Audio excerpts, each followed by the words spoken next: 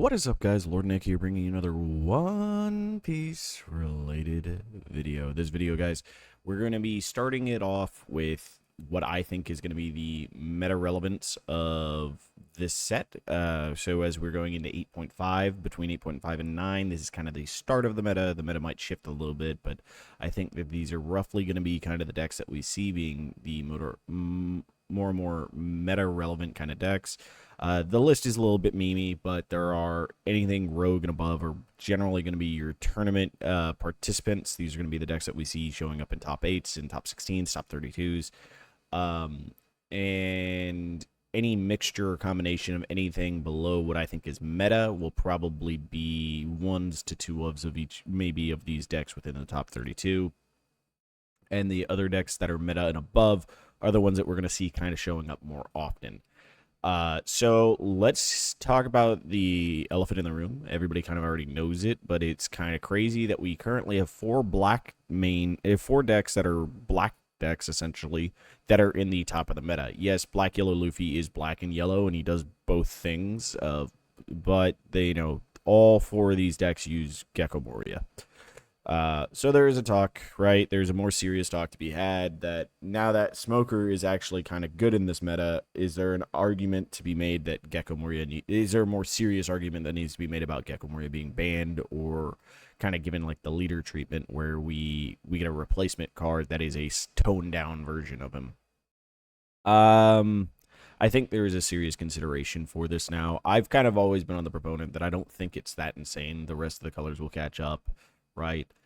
But the more and more that they just don't seem to balance around the card currently for black, and they just, in general, like, it's so because black can kind of, there's so many different decks that allow black to just splash another color.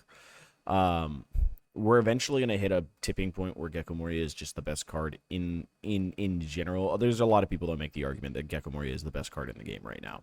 I think that there are some contentious points for that. I think that there are other cards that do similar things, but it's the fact that Gecko Moria can just do it with any and every color, right? Like we have Perona for green black, we have Rebecca for black blue, technically Sakazuki I guess for black blue as well. We have Black Yellow Luffy. Moria is getting out of hand, and him being at the top of the meta for this long now is problematic. So I could honestly see a ban happening soon. But until then, the lists, I think my meta list kind of sticks the same.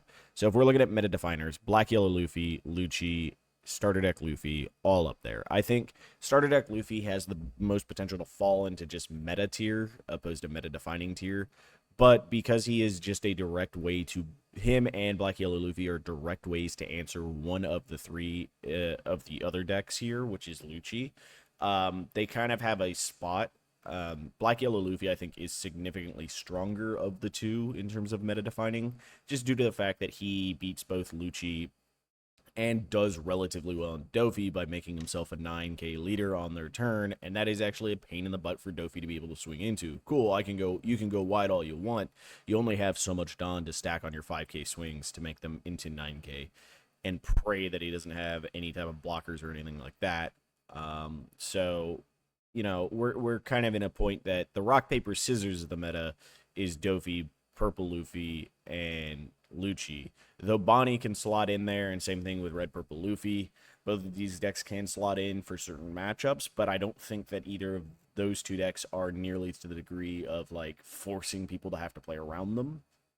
Despite Bonnie getting some cool new toys and Red, Purple Luffy getting some cool new toys, I don't think either of them have kind of moved to that point of just like being the dominant force in their respective part of the wheel here. But they are such a strong deck in and of themselves that they are up in this meta pretty well.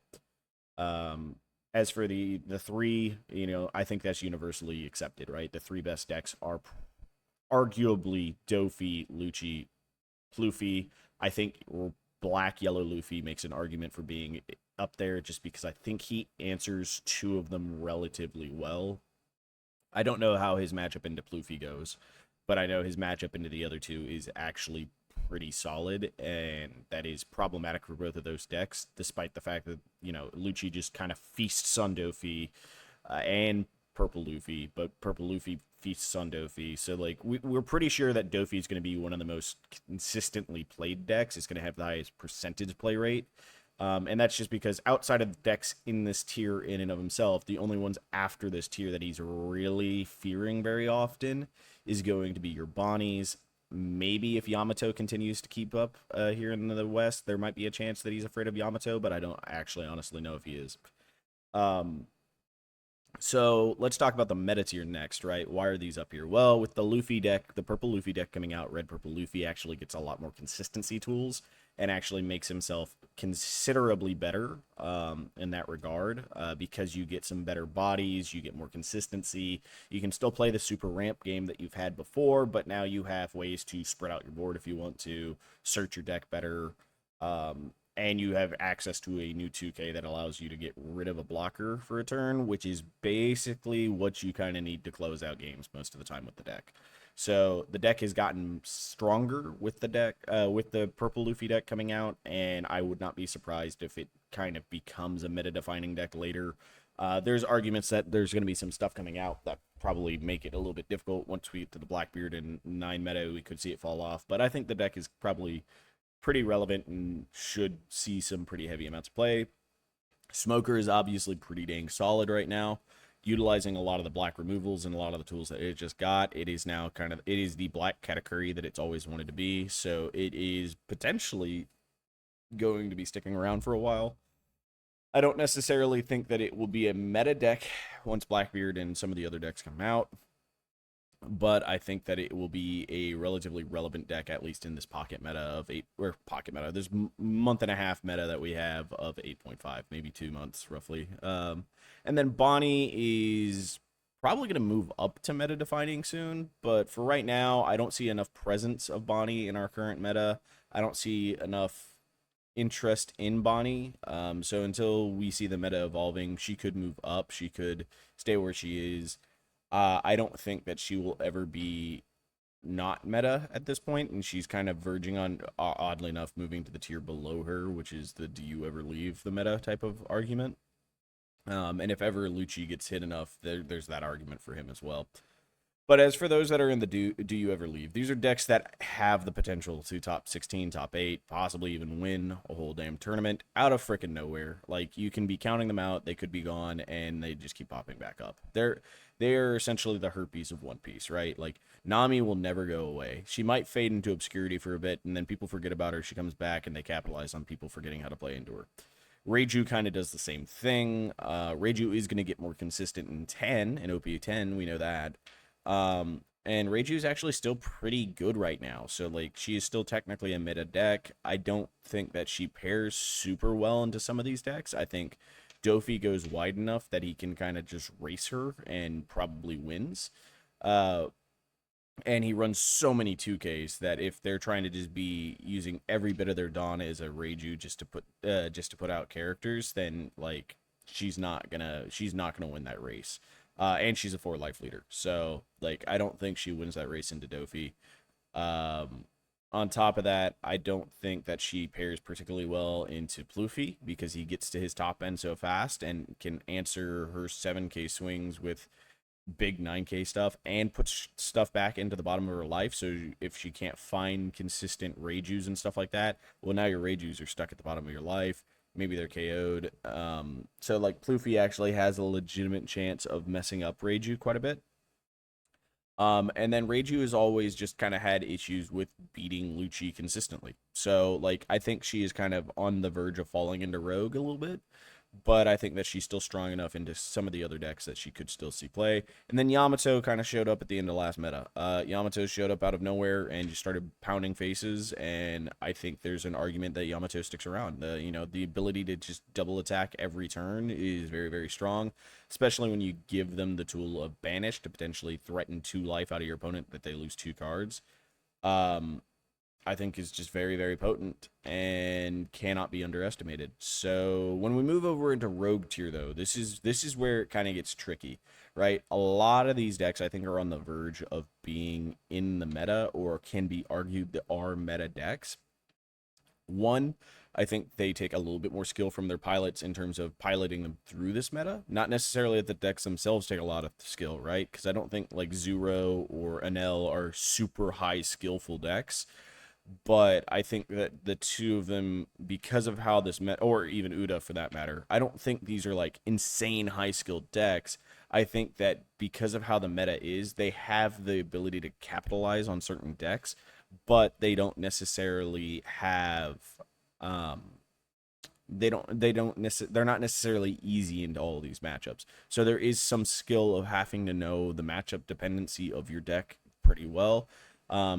And I can kind of say from experience that that is something relatively skillful in and of itself, right? Like I've played Rebecca for a long time, and I don't, I can't say that I would argue that the deck has always been rogue tier or insane tier. I think that the meta is shaping up to a point right now where she's actually in a very good spot to capitalize on it and potentially do really well. And so that's why she's in the rogue tier, so high in the rogue tier this time. Usually I kind of keep her towards the middle or bottom of rogue tier, or I'll be like, hey, jokingly, I'm putting her towards the top. I think she's honestly in a spot right now where she's the closest to breaking back into the meta without any direct support in a very long time. Marco has been argued that he is a meta deck for this meta. I personally don't know how much I agree with that. Like, yes, the cards that he can utilize, the versatility in what his deck can do is very, very good. I don't necessarily know if outside of the like I can see him doing really well into Black Yellow Luffy. Theoretically, he could probably do pretty decently into Pluffy as well because a lot of their stuff is like 5 to 6 cost range, and then they get into the top end stuff. But and he runs Red Rocks usually, so that just gives him good matchups potentially. That helps him into like the Luccis and the Pluffies and stuff. So like there is an argument to be made that he could be pretty good right now. I just think that there's so many decks that are so controlling of what they do, that maybe he's going to struggle a little bit. But it also kind of depends on what type of Marco builds that you're running to begin with. Like which Marcos are you relying on? Are you relying on blockers, poppers? What are you doing here? So I could see him doing really well, which is why he's still in Rogue. I just don't think he's going to be nearly as like potent as some of the other decks. Grape Lime Dofi. All right, so green purple Dofi, right? Like people have been kind of memeing that this deck's going to return. Birdcage Dofi's going to return. Honestly, with how this meta is currently, this is one of the best metas for Birdcage Control Dofi to show back up in, right? Like outside of the 7 costs in Reiju, they're almost all 4 and 5s. Yamato, if they're running anything, is just 4 and 5 drops. Bonnie runs majority 4 and 5 drops. The Luffys, the purple Luffys, both run a lot of 4 5s and even 6s, some 6s, but mainly 4 5s and then some top end stuff. Black Yellow Luffy is like all 5 drops and under. Dofi is all 4 drops. So like outside of the Lucci and the Black Luffy, like there's a lot of decks that really sit in that 5 drop range right now. So Birdcage Control might legitimately be a deck that can come into this meta and pop into the meta relevancy just for this meta, just because of how many of these decks kind of fit into its MO of decks that it can actually beat.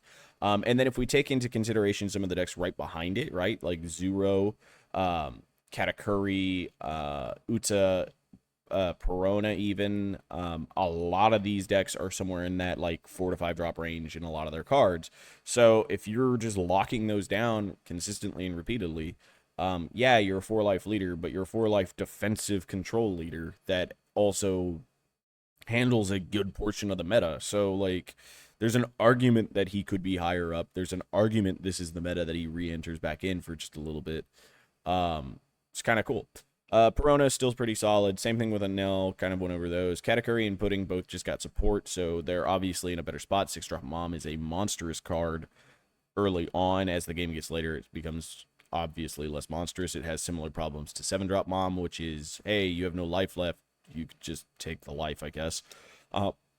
And both of these decks currently still suffer to blockers, right? Because most of their removal is based off of when your opponent has life, but then most of the cards that you're playing on curve or to get ahead are taking your opponent's life.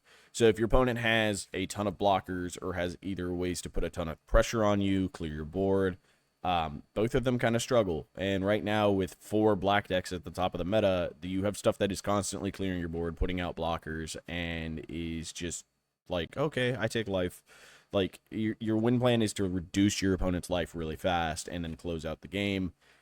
A 5-drop blocker getting in the way of that is very easily done, and with so many black decks running Sabo, that just happens like every game. So it's going to be difficult for them to, and then outracing something like Dofi is just not something that they can necessarily do. They're both very interesting decks, and I think both of them are pretty solid, but they're just not at the top of being able to be good. Same thing kind of goes with Enel. He can capitalize, and there is argument by a lot of people that he is in the meta tier right now, just because of how his matchups go with some of these decks. I don't personally think that he is in that point, but there is argument to be made. 6-drop Mom does help him too, because I don't think she's locked to Katakuri. I think he can use her as well. Craziness.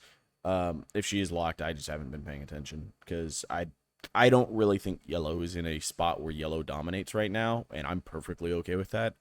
But there's an argument that of these 3, Enel is probably in that better spot. And then we have Whitebeard. He just got a lot of support cards. Marco obviously is probably going to use them a little bit better, but there's always still an argument that Whitebeard could just be out of nowhere one of the best decks in the meta, just because he's a 6k leader. He starts off with 6 life. Like, you really just can't count the guy out. And he got tools to prevent himself from losing life, so he can play a bit more control-y if he wants to, which is kind of crazy. Honestly, I think that Whitebeard is probably in one of the better spots that he's been in a while, obviously with direct support to him. We could see Whitebeard kind of emerging as one of the better red decks again. And I would not be surprised if he tops in a tournament at some point or another. As for everything else, these are going to be kind of your tiers for it. Praying for high rolls, these are the decks that are trying to become rogue decks. They think that they can do something. There's going to be occasionally somebody that does something with them. Each one of them is kind of missing something, right? Or is just antithetical to their archetype just slightly. Like, Kaido is a very strong leader ability. He has all the tools to do well, but he's had it for the entirety of 8 and has not done almost anything. Arlong has all these triggers to play with, all these really good cards to play with, and he's done almost nothing. Dragon, I think, is still criminally underrated as a red deck. I think that he is an insane leader ability and could still be very good. Hasn't done anything. And then Law occasionally shows back up, but most of the decks right now can handle go wide with a crap ton of 1-drops pretty easily. Frisky and Fun, these are just kind of stay at locals decks.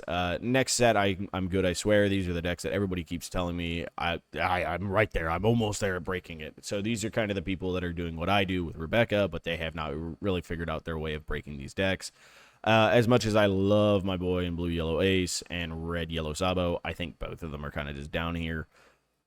Pain, these are the decks I'd be utterly surprised to see even do well at locals, despite the fact that some of them probably do well at locals and some of them have done well in tournaments outside of that. I don't see these decks emerging anywhere close to it. And then banned, of course, they're banned. But yeah, so that's my meta list, guys. Ultimately, I think that this meta is going to be a lot of going wide. So having answers to going wide, but having a lot of answers that also deal with bottom decking, because I think with so many black, bottom decking is one of the best ways of answering black. It's also a really good way of answering Magellan out of Pluffy, and Dofi doesn't care if you bottom deck his stuff, but it does make it a very annoying process for him to have to go back through the deck again. But once he's out of cards, it's almost impossible for him to do that consistently well. So, yeah. Oh, and Nami hates bottom decking. So that's also another reason for you to use it. Anyhow, oops, that's from the previous stuff that I had done. Let's jump into some actual gameplay real quick then. Oops, somebody's messaging me. Who's messaging me? My boss is messaging me. That's not good.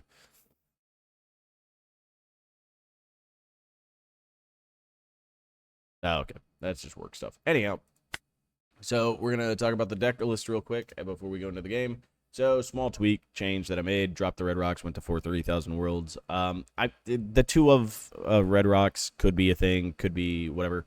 I tested it with 2 Brooks last night instead, just because I had them on me, and it worked out okay. I went 2-1 last night at my locals, so we're gonna actually just play some games here on Sim real quick, a game or two, just to have some gameplay in this video in case you're kind of wondering what it looks like. We're gonna try to pick something that is somewhat meta relevant. Let's go with Harold. Nope. Nope. Any Pluffies available? Anything? There's a Lucci. We could get our butt beat by Lucci real quick. Nope. No, we can't. Never mind. Pluffy. Hey, we got a Pluffy. All right. So, honestly, though, I think that 2 of the 3,000 worlds could be shifted out to something else. Though there's an argument that 4 of them is fine. No stage, but this hand is actually pretty solid. Not gonna lie. We have good response to basically everything. We can search for stuff, and we found state. Oh my god. Goated start, guys. Really, really good start. Our next turn is probably going to be this onto whatever character he plays this turn. If he plays anything this turn, into Kiro's KO as long... Yeah, because he can only ramp to 4, so he can't even play anything massive. Are we at 7 cards? We're at 6 cards, so he can't even loss this turn. Field draw Sangoro. Oh, and he's just going massively at face. I don't want to go to that many cards, but I have no way of countering out of it, so we have to take it. So we are going to just... Man, we're going to be at 7 cards next turn if we don't develop 2 things here. Well, we're going to develop this and hope for the best, all right? That's just where we're going to be here on this one. We're going to lose cards this turn because there wasn't a way for us other than dropping 2 useful cards out of our hand. Like, we'd have to discard. We'd just get the choice of how we discard some. We've drawn a lot of bricks, but we have an answer to basically anything. If he plays anything, we have an answer. If he Magellans, okay, cool, we 3,000 worlds. If he laws, cool, we lose some cards here, but, like, not that big of a deal. All right, he's spoofing. We actually have an answer to this turn. No block. Give him this one.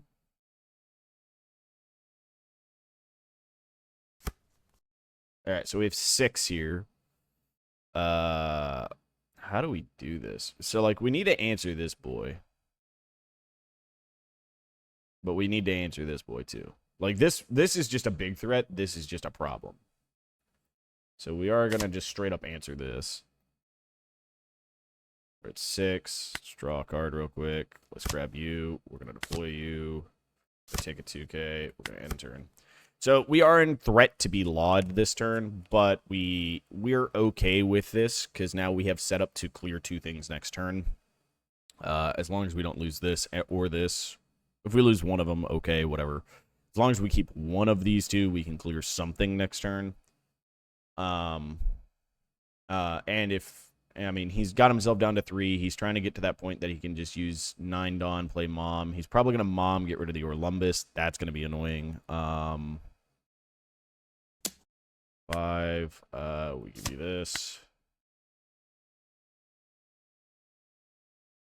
So I see a mom in my future here, which is it's kind of crap for us, but it's also kind of okay. Yeah, we gotta have to eat that one. Oh, Aramaki. That's a pretty good card. We can -4. We can't get rid of this guy. Ooh, okay, so he's just playing a queen. What else you got for 4? So we might actually just Aramaki because it gets us a blocker. Okay. And it sets us up for this the following turn. So, yeah, we're just going to do this. This, minus, KO here. Discard. We're going to discard a Patchwork and bottom deck him. And we're going to pass. Because we can take a turn where we eat 1 or 2 here. We now have a blocker that is impossible for him to, like, personally remove. It's a 8 cost, so he can't use, like... he can't use anything to really pop it here. Now, we only have a couple 2Ks in hand. We don't have much counter, so we do have to be kind of a little bit afraid of that aspect. And depending on what he plays this turn also determines if we can do a Kuzan this next turn. If he just tries to turtle up with blockers, then we totally Kuzan this turn. If he's trying to effectively be... yeah, so there it is. He's just trying to block her up. Cool. This is perfectly fine by us. We're going to pop this guy. So you're swinging 8, block, 2K, resolve. He's going to swing 5, no block, 2K, resolve. Perfect. So then we just drop, KO, use you, bottom deck this, bottom deck here, end turn. I don't care that he is a kid now. I don't care that he has a ton of cards in hand now. I have a massive blocker. We have 3 life. He doesn't have any effective way to use his Dawn to get him extra characters going. Like, he can put multiple characters out, but now with just these and this, anything he drops that is 6 cost or under is dead. Just on play right now, will die. So, like, this is a fairly solid matchup for us. We got to the point that we needed to, which is part of the reason I'd kind of moved back to this build. And then this card is here in case this deck specifically had Magellans. It's also just a really good card into Black Yellow Luffy. Okay, so you can only target one of my characters here, so you get to heal 1. Are you going to put my Orlumbus to the bottom of my life? Yep, that's fine. That means I can just take a free damage. I don't care. This is killable. This is killable. Yeah, we're fine. We're in a good spot.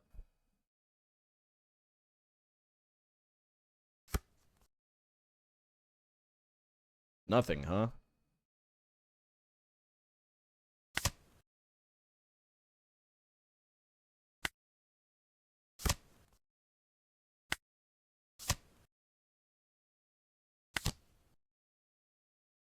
Let's add back you, deploy you, KO that. Attack 10.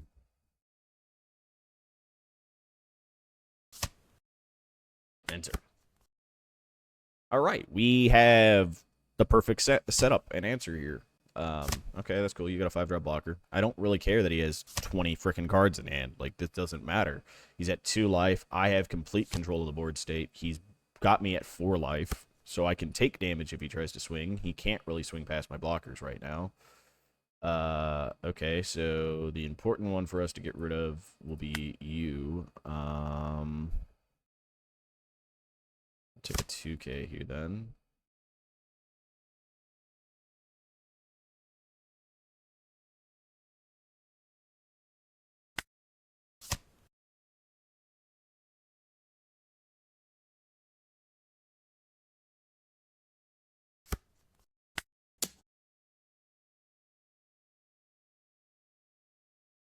So this is going to eat some cards out of his hand, and the goal here is going to be playing a Rebecca. Oh, he's just letting the queen eat it. Okay. So yeah, we just deploy this guy, and then we attack 10.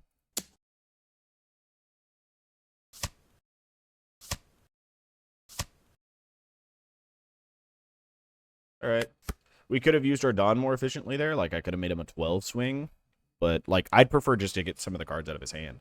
Right? Like, there's a lot of things that he just lost. He just lost 3 2Ks for that. That's perfectly fine by me. Yes, we could technically get more, but I think if we forced more than 3 cards, he's not going to take it. And we're just in a controlling state now that he has no real way of interacting and winning now. Free win. And that's with him starting off with a Luffy Sanguro kind of play. The deck runs a lot of blockers. So if he's just developing blockers, I'm perfectly okay with it most of the time. Yep.